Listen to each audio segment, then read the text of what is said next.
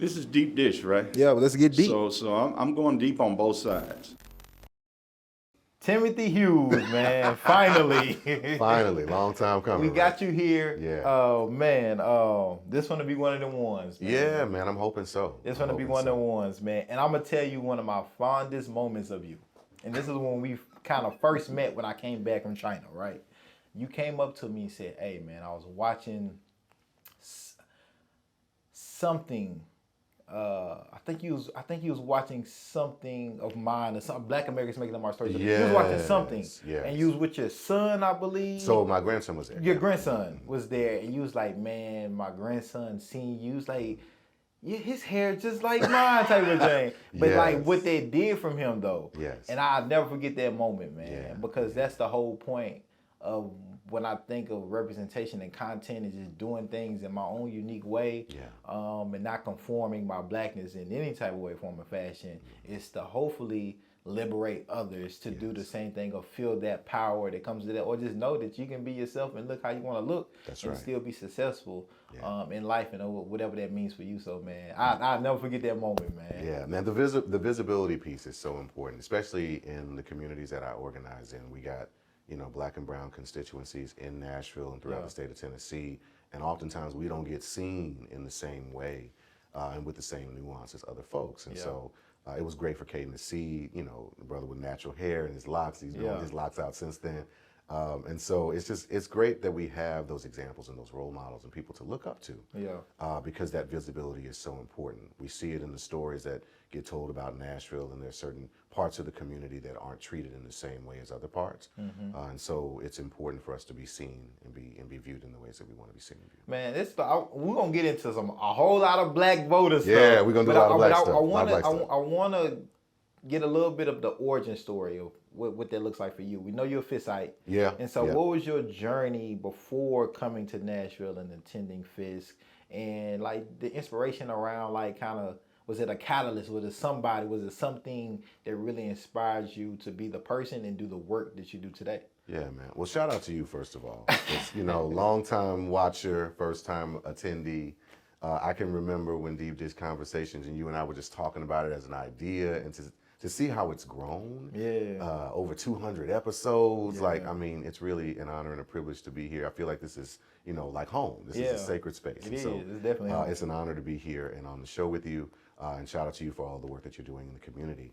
My personal story takes a lot of detours and intersections. When I was a kid, my mother was a school teacher. My father was in the military and later in law enforcement. So we moved a lot. We moved 15 times in 17 years. Wow. So I'm always kind of the new person in the neighborhood. Yeah. And so when I got the opportunity to come away to school, leaving Baton Rouge, Louisiana, and coming to Nashville, I'd never been to Nashville, and came here, and ultimately became a student at Fisk, became a Jubilee singer, got an opportunity to travel I didn't know the country. you was a Jubilee singer. Right. You got a whole Jubilee singer. Yeah. So the history of Music City and all of those things were things that I was kind of aware of, but just being here and being a part of that legacy was really amazing and incredible. Shout out to the Wakanda Chorale, Wakanda Forever. They're an organization of singers and performers, some form of Jubilee singers, others who are part of the Aristocrata Bands, now the Grammy award-winning Aristocrata Bands at TSU, some professionals, some semi-professionals who come together and sing and celebrate Black culture, Black heritage, Black community, and have a kind of a safe haven for folks who have a musical legacy and connection. And so being a part of those kinds of groups helps to sustain me in the work of social justice movement. But when I originally came to Nashville and ultimately became a student at Fisk, I came during an era and a time when we were learning about these great Fiskites in history, the Du Boises and the John Lewises and the Diane Nashes, and those folks who contributed to the legacy of social justice in Nashville in the first in the 1800s with the Jubilee Singers and the founding of the university, but then later with the 1960s civil rights movements and sit-ins. So many of those great luminaries came through Fisk, and so being a part of that community and that legacy was very special. I was a student there and studied religion and philosophy, so learned a lot from folks like Revis Mitchell. And shout out to the designer of this shirt. I want to point it out real quick. We got Duke, Revis, Maupin, Linwood, and Friend, those Fiskites who were in the audience who were from the eras of the 80s, 90s, 2000s, early 2010s, and so forth, will remember some of those luminaries and names who helped to make us into the Fisk family that we are. But there were folks who were on campus who really had an indelible impression on my acculturation and my growth. And then later, you know, I leave Fisk, go into corporate America, work for these Fortune 500 companies, and I'm feeling kind of disconnected from that legacy in some ways, making some good money, but not really making a good difference or getting into good trouble. So I felt kind of compelled to get involved more in social justice work in the aftermath of the Trayvon Martin killing in 2012. And so that's kind of where the major marker started for me. Had the opportunity to connect with some folks who I knew who were students at Vanderbilt before then, folks like Rashida Fatuga from Gideon's Army. Yeah. She kind of gave me my first introduction and connection to movement work here locally in Nashville, supporting the work of the Driving While Black Report in 2016, which was kind of a canary in the coal mine for what was going to happen with Daniel Hambrick, Jacquees Clemens, those folks, and later the creation of the Community Oversight Board. So that's kind of like the quick and dirty version. But having those connections and relationship to some of the folks who were on the ground, my first paid organizing position was with a group called the Equity Alliance. Charlene Oliver, Tequila Johnson, shout out to them, Black women doing great work. Being a part of the Tennessee Black Voter Project, where we got busy registering Black voters in the state of Tennessee in all 95 counties, and the work was so successful. We registered nearly 100,000 Black and brown voters throughout the state of Tennessee. Wow. And the work was so good, right? We're meeting people at hookah bars and local nightclubs and at the washateria and, you know what I'm saying, gas stations, folks where people were hanging out, but where we had opportunities to have deep and probative conversations with Black and brown folks in community and other folks too, to kind of figure out what we needed to be centering as our Black print for outreach and issue-based advocacy in Tennessee. And we were so successful that the state of Tennessee tried to criminalize mass voter registration statewide because of the work of groups like the Equity Alliance. That's crazy. That's how you know you're powerful. That's how you know you're doing something. When they try to criminalize what you're doing, you can't get no bigger hater than that. You can't get no bigger hater than that. And so so shout out to the Tennessee legislature. We coming for you. Anyway, the work that we were doing around registering and educating Black voters was very inspiring to me. And then later led to me having the opportunity to work with some national groups like Black Voters Matter. Shout out to Cliff Albright and Latasha Brown for the amazing and incredible work that they have been doing in a number of different contexts throughout the Deep South and the Midwest, making sure that Black voters matter to everybody and making sure that Black communities can really tap into the power that we have at our disposal. And so having the opportunity to work with some local groups, some national groups, and really just to learn from people who have really been luminaries in this space and their examples of commitment and dedication to Black people and Black communities is really why I do this work. Man, so look, I'm glad y'all got the bio now. Y'all got it. He's tapped in, and so that's why this brother is here to really, we really finna extrapolate on some real deep things, since around Blackness in this social change, social justice movement. And also, of course, you know, keep it solution based and what can we do as a community, and maybe even what can allies do as well. Absolutely. To support Black political power. How would you define Black political power in Nashville, the Middle Tennessee area today? I appreciate that question. And so I'm reminded when I think about Black political power and Black social justice movements of a quote from one of my luminaries in my head, one of my mentors in my head, Dr. Cornel West. Okay. And so he talks about who's running for president. Shout out to Dr. Cornel West, A5. And what Dr. West describes when he talks about Black people and people in general, but I think it's very seminal for Black people, is he talks about how justice is what love looks like in public. And it's just like tenderness and kindness is what love looks like in private. I think that with Black people and oftentimes what has happened to us and the experience that we've had both with the institution of chattel slavery, Black liberative movements, the struggle for Black lives, the movement for Black lives, is we're always trying to tap in to the humanity that we all share. And that's a global humanity, that's a part of our global experience. as oppressed peoples, but also as liberating peoples. And so it's really about understanding the ways in which Black people relate to one another, our cultural nuances and our connections, but also the ways in which we are a part of this legacy of struggle. And that struggle is not just about sad times and frustration and the blues and all of those things. It also is about liberation. So the example of the Jubilee Singers, these were people who were, mere years separated from actual institution of chattel slavery, and we're creating this university. Right. And we're at a stage right now where it's on a precipice of failure. And it seems like so often in Black communities, we are right on the precipice of this major catastrophe. But they come together and they use the sorrow songs, the Jubilee songs that are about liberation and freedom and struggle and hard times.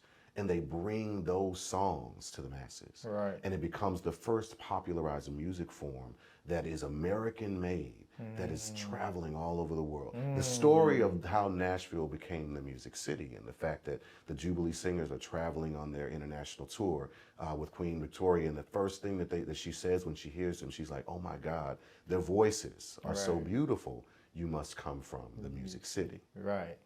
And so a lot of folks just don't know that history, and so they think Music City is a moniker because of country music and all the music, industry folks and all those things. But having that legacy of struggle and freedom, and having that at the root of so much of what we experience here in Nashville, we really have an embarrassment of riches. And then to have both that story connected to the longer story of liberative struggle in Nashville through the 1960s with the Diane Nashes and John Lewises and those folks who were civil rights leaders demanding that, the city be as good as its promise, and understanding that legacy of struggle when Diane Nash confronted then Mayor Ben West at the Capitol and said, do you think it's right for Black people to be treated as second-class citizens but be expected to be contributors to the economy? Do you think that we should desegregate these lunch counters? As a man, do you see our humanity? And so this is really top of mind for me, mostly because of a lot of the conversations that I've been having with young people who really want to get into community organizing, and those who are young at heart too, who just really want to understand more about how movements grow and build. And so one of the things that I mentioned in the book and that I'll mention here is that a lot of what I've learned about how to be an effective community organizer, I really learned as a kid from my grandmother. My grandmother, shout out to Alina Nellie Johnson, for being my first example of what it means to be a community organizer, because when the community needed food, needed resources and support, my grandmother had an 8th grade education and 2 shotguns, and so what you're not finna do is play with her. But also what she taught me through what I describe as a gumbo litany. She putting together that gumbo and making sure that everybody in the community eats, is that we need to address the material concerns and conditions of our people. Even before Jesus ministered to the people, he fed them. And so she's a living embodiment of an example of what it means to bring people together in unity. You bring them around, a pot of gumbo, and you feed them, and then you address and listen to the needs and the concerns that they have. My grandmother used, what I call God's divine arithmetic. She had one mouth and 2 ears, and so she always listened twice as much as she spoke. And she was always there to be a sounding board for the people in the community who desperately needed somebody to go to. A lot of our folks have been through deeply traumatizing experiences, both as a community and as individuals. And we don't have a lot of people to talk to. And Black men especially oftentimes do not have folks that they feel comfortable being able to open up to and be vulnerable with. And so if folks are interested in becoming a community organizer, before you can organize the community, you really got to be able to address the deeply rooted traumas that you have within yourself. Organize yourself. Organize yourself. What makes you tick? Why is it that you want to do certain things and want to avoid other things? What is it about the world in which you are navigating that has impacted you, and how has it impacted you in ways that maybe you weren't aware of? And what can you do about that? What can you do to address those needs and concerns? How do you tap into the power that you have as an individual so that you can help others to reveal the power that they have in themselves? Now, man, that's deep, and I can't wait for that book to come out. That's crazy. That's crazy. We all got books. We all dropping books. Something in the water. I'm writing the book that I wish I had when I was starting as an organizer. You filling the void. And that's what it's all about. Yeah. Man, let's get into the voting. Yeah. Here we go. Let's get into Let's it. get into it, man. Let's get into it. So we've had discussions about voting. Yeah. And has voting been beneficial to black folks? Since we've been, permitted to vote. Yeah. Speak on that a little bit and your thought process of voting.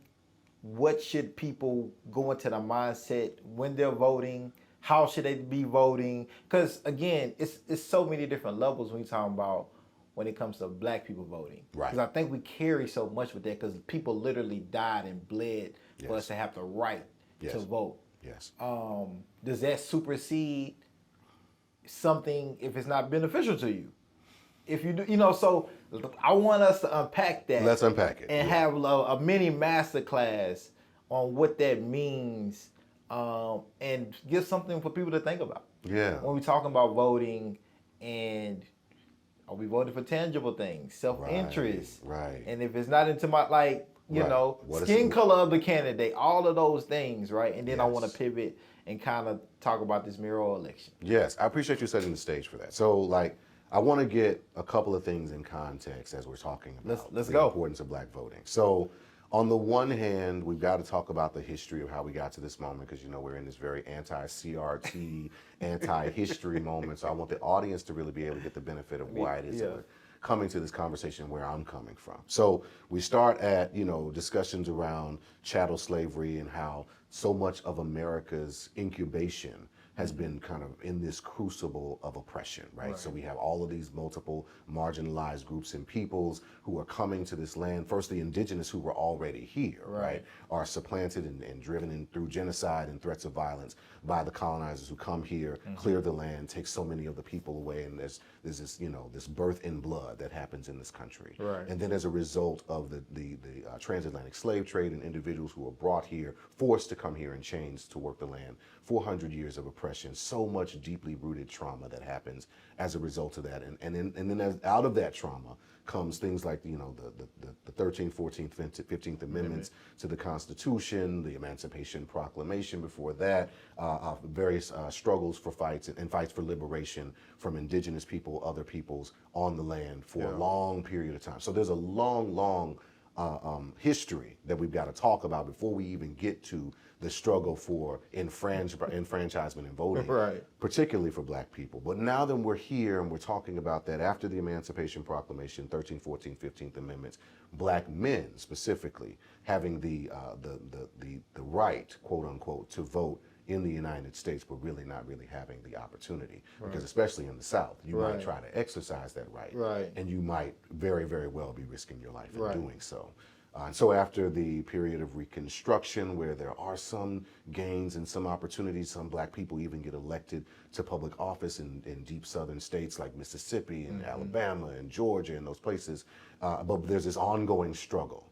And what we see is in the aftermath of the Civil War, there's this massive backlash to try to limit the opportunities that are available during the Reconstruction period. And so for many years after that, the Jim Crow laws and the codes that basically govern the function and the behavior of black people, both in the South and in the North, are really putting pressure on those rights and responsibilities that we have around voting. And so there's this ambivalence that is constantly happening around black men and then later black women after the signing of the 19th Amendment, where white women get the right to vote. Black women are really able to try to push and get some gains and opportunities to demand that their rights be heard as well in the 1920s. So fast forward, we are in this moment in the 1960s where these struggles over civil rights and human rights and segregation and all of those things really starting in their impetus in the 1950s with the Brown versus Board of Education decision that seeks to desegregate schools and public accommodations, and later the Montgomery bus boycotts. And shout out to Montgomery, who is still in the news now. And if you see a folding chair and you don't think Montgomery, you're missing out on your opportunity. But so many people. We gotta leave that at Montgomery too. not the Montgomery ball, but the bus boycott. Because I want to bring something up about that. That just sits when I think about organizing that's like top tier for me. Oh, yeah. But Oh, yeah, yeah. but Top yeah, tier organizing. top tier organizing. But these ongoing struggles, and some of this stuff is, heavy. And, we're talking about fights and struggles for Yeah. liberation, but we're also talking about black joy and liberation. You're right. And the rise of blues and rise of jazz and house music and Right. bounce music and all of these forms of hip hop. Shout out to hip hop 50 years. Yeah, And for sure. that's an amazing milestone for our people to celebrate and our contributions to be acknowledged. But we got all of these things in the mixing bowl. Yeah. And all of these things, to go back to metaphor about the gumbo, all of this is in the gumbo. The root of enslavement and segregation and all of the other forms of oppression and disappointment and frustration, but they are the base of what make our country what it is and the base of the wealth upon which the country was built. And the power dynamics that black people have played a role in and been leveraged and a part of are critically important in so many of those social movements. And thus, just here in the United States, not to mention the global movements for black liberation all over the world. And so we're in this moment now, in the aftermath of the Obama presidency, which took a long time to get here in 2008, but finally, change has come to America, which was a wonderful pronouncement of hope and change from the Obama presidency. But also, we see the hood still look the same as it did, multiple generations before and even thereafter. So we got many, many challenges that we face within the black community that are often connected to this issue of class and not just race. And so working class and poor black folk are treated with a particular amount of Caste disdain. Caste system. Right here in the United States, right? And we see that as evidenced in the ways in which many black communities are disinvested in and disempowered and underutilized and underdeveloped. And certainly in some ways are subjected to predatory investment. We saw that in the aftermath of the 2020 tornadoes and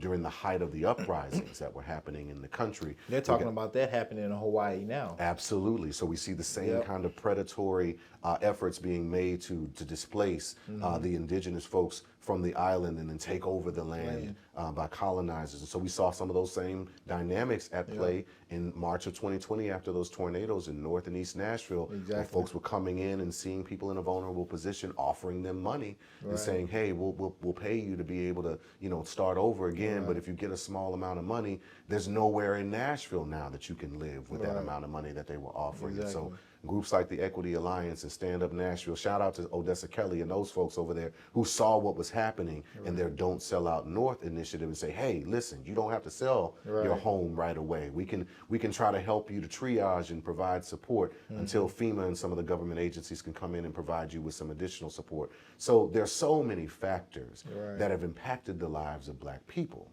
So it's important that we use whatever tool is in our toolbox to make sure that black people feel connected to the process of civic engagement, are not being just impacted by these systems and structures and institutions and individuals, but have a way to engage with that process that gives them the sense of empowerment that they truly and rightfully have. And so we should be engaging in whatever way that's possible. That looks like voting, right? That looks like organizing through a community lens or through individual organizations coming together and coalitions being built. It looks like making sure that we are restoring and addressing the issues and the impacts individually on the lives, particularly of poor and working class folks and indigenous folks and immigrants to the community. Because when we talk about black voters, we often talk about black American folks, but we don't want to leave out our folks from the Caribbean and our folks from the continent who are a part of this discussion in this process as well. And so we've got to understand that there are both and propositions. We should be looking at this, and I think that this is a dual-tiered strategy that I've learned in some of the organizing spaces that I've been a part of. Just like in history when it took, an Emancipation Proclamation, and we also had Harriet Tubman out there at the same time with the Underground Railroad, right? We got to have an Emancipation Proclamation where we address issues of policy and change some of the policies and structures within our government and our institution. But we also got to have an Underground Railroad where we free our people by any means necessary. And I think that's important to bring out, that we need all of those collectively. And they don't have to be adversarial to one another. Absolutely it's not. Like, hey, whichever one's resource best benefits you at that moment, take advantage of that. That's right. But it's not one is better over the other. I fully agree. And unfortunately, sometimes those sentiments are articulated in the organizing space, which just is not healthy. Yeah, man. And so hopefully that's in the book somewhere. Yeah, that's gonna be. We're gonna talk about that. Yeah. So there's a chapter in the book that's called "What's Beef," right? So that's a line, that's a line from Biggie Smalls, right? That talks about what happens in the aftermath of situations Right. when things get a little awry, right? And the Yeah. line says, "What's beef? Beef is when you make your enemy start your." So it's Yeah. like it's a situation where basically you are at loggerheads. Yeah. With lots of individuals, and it talks about what beef looks like Right. in hip hop situations, but what beef looks like in the black community and some of these black organizing situations can be very different. It could be one group or one organization kind of moving in, or what appears to be moving in on the turf of what another organization has been using as its bread and butter. If an organization feels that way, Right. this gives us some gems. Give Right. us a little sneak peek of what's in the book. If Right. an organization is feeling that way, that hey, man, I kind of feel like this other organization is kind of in my territory, Right. or in my wheelhouse, and this is our thing, right? Yeah. What do you feel the best practice is to mitigate that and build, not burn the bridge down, and not saying people have to be besties, but have a healthy relationship and understanding that we're both trying to combat these social constructs in a particular way. Yeah. How can we mend this and not feel like we're the enemy of each other, because we know we're not. But hey, some people egos and pride and all of these things. How can one of those sides come to the table and say, hey, like we it's no issue, it's no beef. Right. It's How no do we beef. mitigate that? Right. Oh man, I love that question. So I'll start by saying that. And then we're gonna get back to voting. But Yeah, we're gonna get back to voting in a yeah. second. So there's a famous quotation that I use a lot in my facilitation, my training with young organizers, and it's a quotation I've heard attributed to many different people. But the quotation, the approximation of the quote is something like this: "We have no permanent friends or permanent enemies, only permanent interests." And so that sounds very like savage. First of all, it's savage, but it also should inform the ways in which we tactically and strategically operate within movement spaces and organizing spaces. Yeah. Because sometimes the person who's in opposition to you in some way, or maybe has a different tactic or strategy from the way that you would approach things, can be used as an iron to help sharpen your iron, sharpen your messaging, help you to be more effective in the way that you do outreach, or to help you to reveal the areas that might be unseen in the way that you're using your tactic or I strategy. love that. So, they're going to be folks, right, who are more the kinds of organizations and groups that are about reforms. I see this all the time when we start talking about police accountability, for example. There are folks who believe that we need to reform policing, that we need to change and have like certain representation among individuals in police departments who are melanated folks, who maybe come from black and brown communities, or come from communities that have been impacted, so that those communities can be better policed. And other people who say, you know what, we need to just completely scrap this process. Dismantle I everything. am completely about dismantling this whole structure and system. Yeah. I'm abolitionist, right? Right. And so if we are to look at that form of addressing a particular issue around police accountability through the lens either of reform or of abolition, they may appear to be on two different sides of the spectrum. And in many ways they are. But the reality, the lived experience for black people is that whatever the circumstance is, whenever I have an interaction with law enforcement or some other state agency, I don't want to be subjected to forms of physical or psychological violence. Right. I don't want to fear for my life when I'm driving home to meet my family. Right. And because both there are multiple parties in that process who care about the need for there being a better relationship between local organizations who do law enforcement and the communities that are being policed, we've got to work together collaboratively, whether those changes look like reforms, whether those changes look like abolition, whether it looks like a combination of all of those things in a pathway heading toward the other. Like, we got to be able to work together. And while your organization might be for reform and another may be for abolition or vice versa, it doesn't mean that you can't work together, that you can't collaborate together. And here's an example of what that looks like in the Nashville context. So back in 2016, the Driving While Black report, Gideon's Army, is released. Several other partners are a part of it, and they say, look, black people are being stopped at 6 times more instances in North Nashville Communities 37208, which the Brookings Institution later said was the community that had the highest rate of formerly incarcerated persons in the country per capita. We're talking about some 500,000 individuals who have been impacted by the criminal legal system in the state of Tennessee. Right. Many of those folks live in zip codes like 37208. We got to do something about this. Right. This is a powder keg and a spark would light an explosion. We've got to do something to address it. At the time, right, when Gideon's Army and their partners mentioned that this was happening, the police department couldn't argue with the statistics because the data came from their dashboard. Right. It came from their information and the Freedom of Information request. And so instead of saying, you know, we don't like your data, instead they described the project and the Driving While Black report as morally disingenuous. Now that's basically just SAT word speak for we can't argue with the facts. Right. But we don't like how the facts make us look. Right. The facts make us look really, really bad, maybe even racist in the way that we're implementing this stop procedure. And so Gideon's Army was later validated by a group out of New York City called the Policing Project when they, a couple of years later, said, you know what? Gideon's Army's right. They're stopping these black people a lot more. Really? Right. Imagine that. And after it cost the city $250,000, imagine this black-led organization with a black woman at the helm and all these black and indigenous and immigrant groups as a part of the process of collecting data. Somehow they were able to find the truth magically. But at any rate, that information was available to them, and they knew that something serious was likely to happen.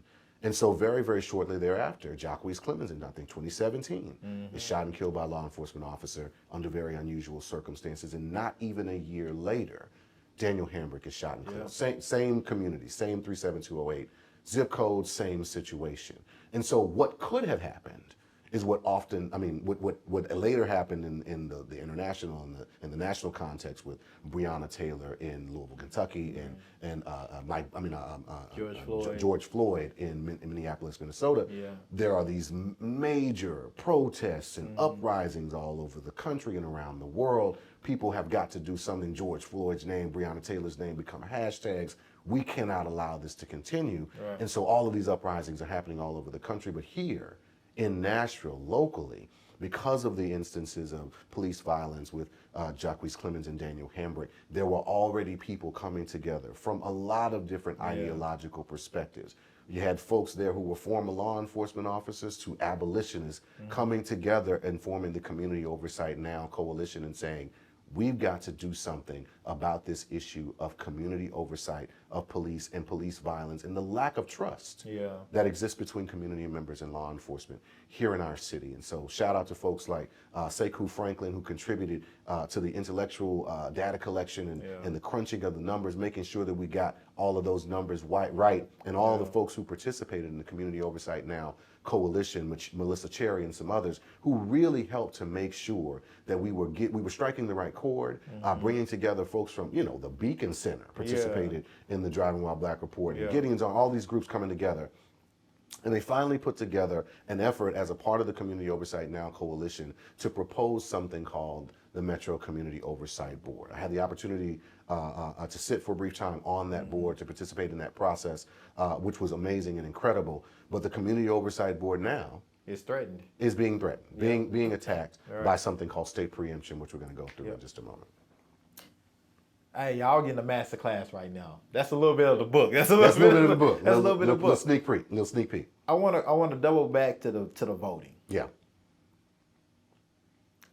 How would you respond to the narrative like, oh man, voting don't help black folks?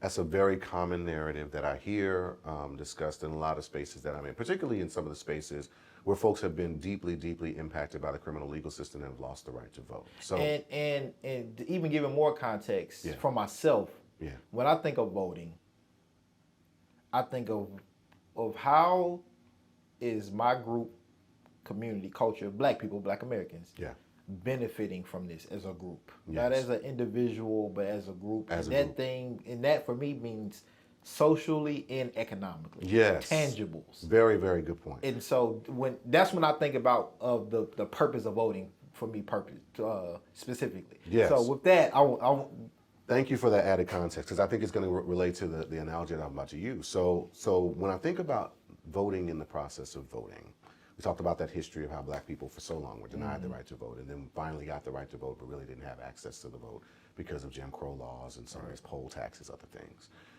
And so I see voting in many ways as I see the fingers on the hand, right? Now you might be able to operate your hand without a thumb. Right. You might.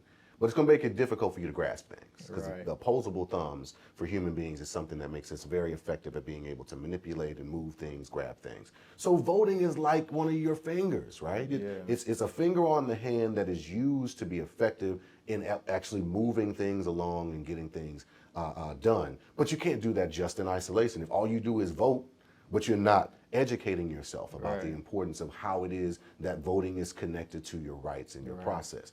People who are selected to be a part of the Community Oversight Board, for example, or to serve on juries because of registered voters. That's how they select those folks. So if you're not registered to vote and you're not able to do that, it's hard for you to be able to participate in a lot of those processes, for example. You got to also connect voting not only with education, but with empowerment. You can't do that just in isolation by yourself. You need an organization or a group to be a part of so that you can ultimately work together to be able to address the material concerns and needs of your community. So organizing is another one of those fingers on the hand that you got to be able to use. And then it's important for you to be able to really connect with your economic power. Because if you're not voting at the polling place, but you spending your money with people who are oppressing you, then you're undermining your own power, your own credibility as an individual and a person in the community who has that power. So it's all a part of and parcel to the process of self-empowerment. Voting is one of those tools, one of those fingers on the hand, but it done in isolation doesn't really help you to build the mighty fist that you're going to need to be able to fight against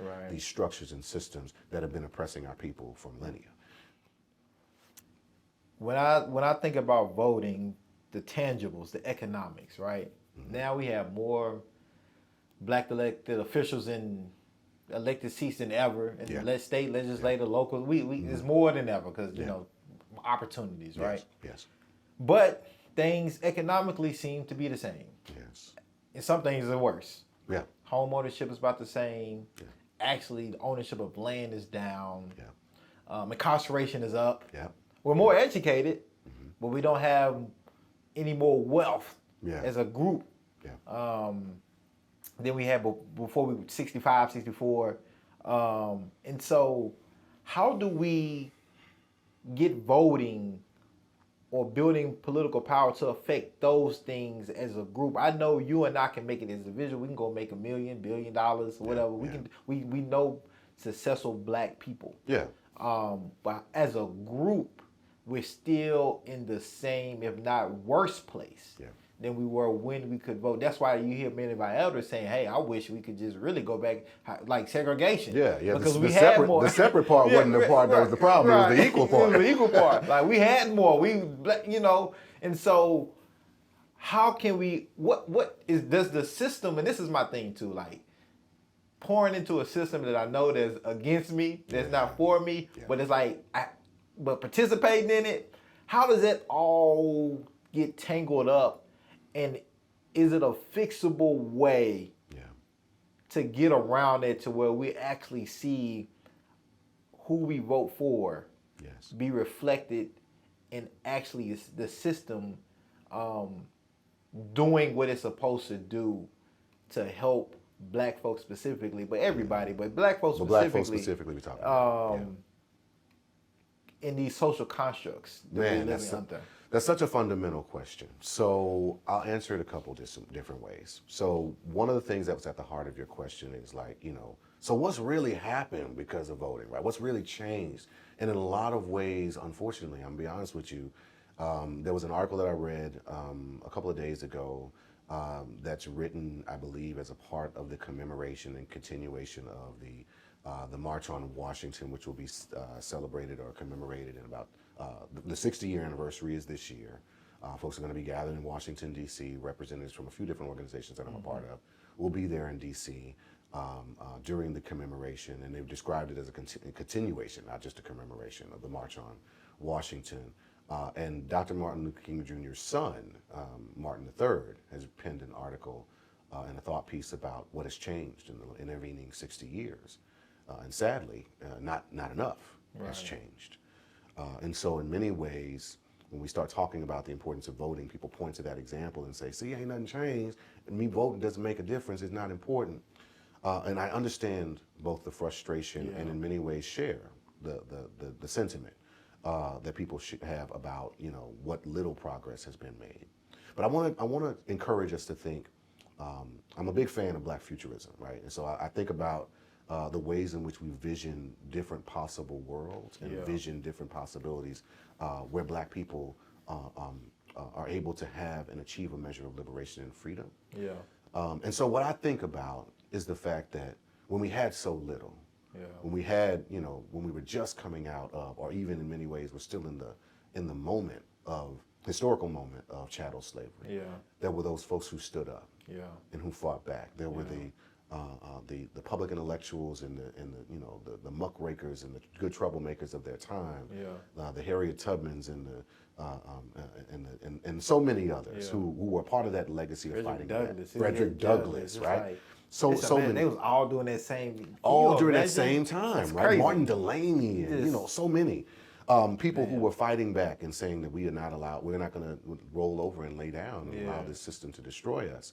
And so these examples of freedom fighters and liberators who are a part of this long legacy, we have a responsibility in picking up the mantle to take our place among those luminaries and say, you know what, this is what contribution I'm going to make. And I've chosen the lane of voting and voter empowerment as one of those places where I can stake my claim and say, you know what, we're going to fight for every inch. Everybody got their lane. And so, during the process of redistricting, which I know is I say the word redistricting, and we're going to have to rebrand that thing because people's eyes glaze over. But here's why I'm mentioning why it's important. So every 10 years. Redlining. Right, red line. Let's call it what it is. Red line is what it is, exactly. So when we talk about what happens in community, every 10 years, the U.S. Census does an enumeration count of all the people in the country. And they do that not because they're trying to track your social media, they're trying to get at you. They do that because they want to make sure that numerically we understand who's here and who's going to be drawing down on resources. It's all about money. Who can pour into the funds. Who can pour into the funds, where the tax dollars going to come from, all of those things. So every 10 years they do that census enumeration. And people who are counted during that census enumeration, some of them are American citizens, some of them are green card holders, some of them are undocumented folks, some of them are, folks who have been incarcerated or detained. And so everybody gets enumerated. Here's why that matters. When you count the number of people in the country and you know where they are and where the resources should be allocated, that's ideally where you should send the bulk of the resources for infrastructure projects and highways. I know here in Nashville, folks get hit pothole every other day. That's messing with your every other street. Every other street. And so the money that comes in to address those, those state and local issues is money drawn down by tax dollars, which are made possible by the census enumeration and redistricting.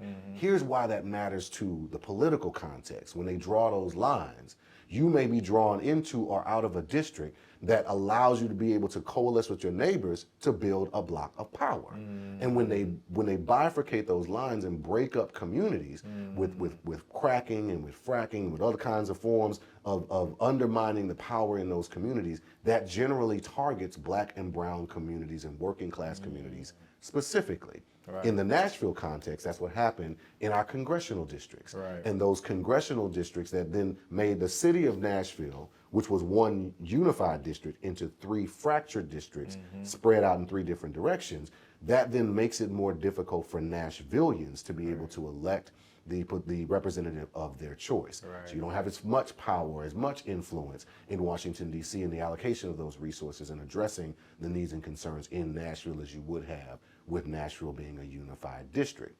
And so in order to be able to participate in that process and to elect those people of your choice, you got to be involved in that process of redistricting, understand how it works, understand that it happens every 10 years and the next one's going to be happening in 2030.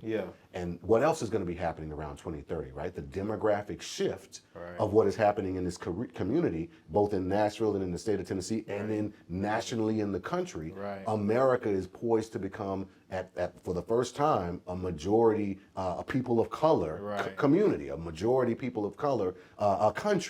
And that's going to have some far-reaching implications in how resources are allocated in the community in the United States and in the state of Tennessee, as well as in the local community. So if you want to have a stake in that process, you got to be engaged in as many ways as possible. But there are a lot of folks who have been pushed out of that process. And so they're like, I don't care about no voting. I lost the right to vote anyway. I'm a felon. I got this, that, and the other thing. even folks who have been impacted by the criminal legal system have a role to play. Right. And there are many ways in which we are reimagining democratic institutions to provide folks with an opportunity to plug in. That looks like things like people's assemblies, for example. So the Nashville People's Budget Coalition is one of those examples of a people's assembly where folks, no matter where you come from, all you got to be is from, all you got to do is be in Nashville to plug into that process and be able to say, well, this is what I think some of these tax dollars need to go to. In groups like the Black Nashville Assembly, for example, Black people are coming together from all walks of life in community and saying, these are the issues that we need to center as a part of our Black politic, as a part of our Black cultural education, so that we can center the needs and the concerns of our growing community, so that we don't forget our priorities when it comes election time, when it comes to the issues of when we select individuals who are going to be representing us, whether or not they're Black folks, are they centering our needs and concerns as a community? Which brings me to one issue that I really want to say before we take the break. A lot of folks have been looking at and seeing what has been happening in this most recent election. Yeah, well, let's get into it.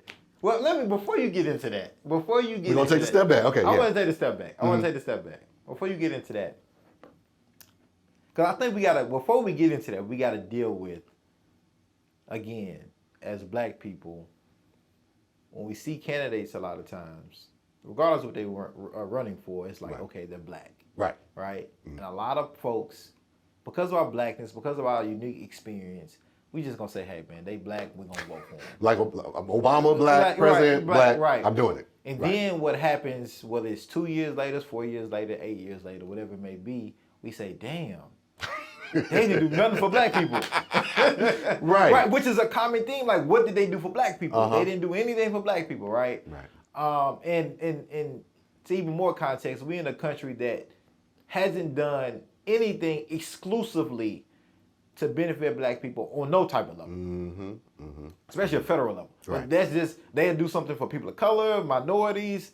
They'll use all these other broad terms, but exclusive for Black people, like reparations, has not happened, which is one of the... And other groups have gotten reparations. Other groups have gotten. That's one of my biggest things, like some about Black, exclusively doing something about Black. It's that anti-Blackness. But anyway. Anti-Blackness deeply at the root of it. And so, whether it's 8 years later, we like, damn, they ain't do nothing for Black people. Speak on that a little bit as far as some of voting strategy, psychological standpoint, as being a Black person. Yes. And when you see another Black person, it's like, man, well, they Black, but man, they ideas, their ideology don't seem like they in Black interests. And so talk going about back to that whole quote about, not permanent friends, permanent interests. I mean, not permanent enemies, but permanent interests. There's another saying, that I think, and we talked about the Montgomery Brawl just briefly. Shirley Chisholm would talk about how, if they don't bring you, they won't let you be at the table, you need to bring a folding chair, right? So, but what we as Black people have to be very intentional about in our understanding. And we have to be sophisticated in our analysis. Because just because a person has a Black skin doesn't mean they don't have broad interests. We got to be very, very careful about the ways in which we interact with and engage with political actors and folks who are in positions or entrusted with positions of authority. Because in truth, they are not the folks who have the power. We have the power. The community, the people have the power. Always. People always have the power. You've got to understand that there are people who are operating on the other side of that equation, though. Special interest groups and others who are trying to mitigate the power that you already have. And so we need to understand very, very intimately the difference between representation and empowerment. There's lots of Black people in positions of power, but if there are not Black issues that are centered in those positions of power, we are missing the mark. Listen. A bar. Black people have got to be just as sophisticated in our analysis of power as our opposition is, because you better believe they understand exactly what is going on with that power. Here's an example of what that looks like in the Tennessee context. So recently I learned about this organization describing itself as the Tennessee 3-Pack. So a lot of folks who are in the audience, who are in Tennessee and Nashville, y'all know about the Tennessee 3. You know about Justin Jones, Justin Pearson, Gloria Johnson, and their protest in the well of the state capitol in the aftermath of the Covenant shooting. So these folks are coming in, they're saying, look, we got to do something about these guns and the accessibility to these guns. The gun violence is at an epidemic level. Our children, 3 children and 3 administrators at the Covenant School here in Green Hills in Nashville, shot and killed by an armed shooter. We got to do something. We cannot allow this to continue. And so understanding this and the ethos, the zeitgeist of the moment, there were some very sophisticated folks, I will say that they're in the opposition, who want to do nothing about gun violence, who in fact are taking support from gun lobbyists and gun manufacturers and don't want to hear from the voices of the people who have been impacted by gun violence. So this special session that's going to be starting in a couple days on Monday, folks are trying to center and have concerns and conversations about the need for reforms to address these issues and concerns around public safety. But instead, our governor wants to talk about what we're going to do about mental health, which again, I'm not saying mental health is not a concern or an issue. We absolutely need to be doing background checks and making sure that folks who are not mentally unwell or a danger to themselves or to other people are getting access to dangerous weapons. Absolutely, true, we agree there. But the other side in the proclamation says we're going to be talking about what we need to do to enhance punishments for juvenile offenders who use a gun to commit a crime.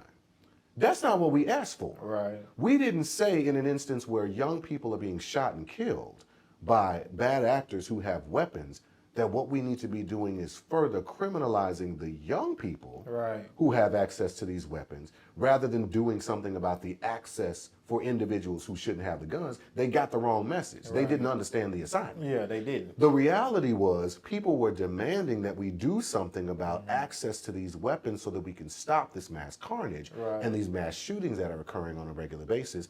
But the opposition heard, oh, what you want us to do is you want us to further criminalize young people who get access to a gun. That's what you're saying. That's not what we said at all. So what I'm saying about that is this. When they saw the Tennessee 3 into the well, they expelled Justin Jones, Justin Pearson. They were later reinstalled and have now been reelected to the state legislature. Shout out to the people of Nashville and Memphis who represent districts 51 and 86, doing what they could to make sure that those voices remain at the table. But the opposition didn't go to sleep. No. They decided they would create an organization called the Tennessee 3-Pack. People thinking, oh, well, here's my opportunity on a national scale, on a local scale, to sow resources and money into the Tennessee 3-Pack to support these folks, Justin Jones, Justin Pearson, and Gloria Johnson, to make sure that they can continue their good work. But no. If you follow the money, and you recognize who it is that's registered the Tennessee 3-Pack. It's a group of conservative Republican bundlers, many of whom have associations and connections with the NRA and with other kinds of gun manufacturing groups and gun rights groups. So this is literally the opposition using the phantasm of the Tennessee 3 image to try to raise money for opposition to everything that they stand for. Finessing, right?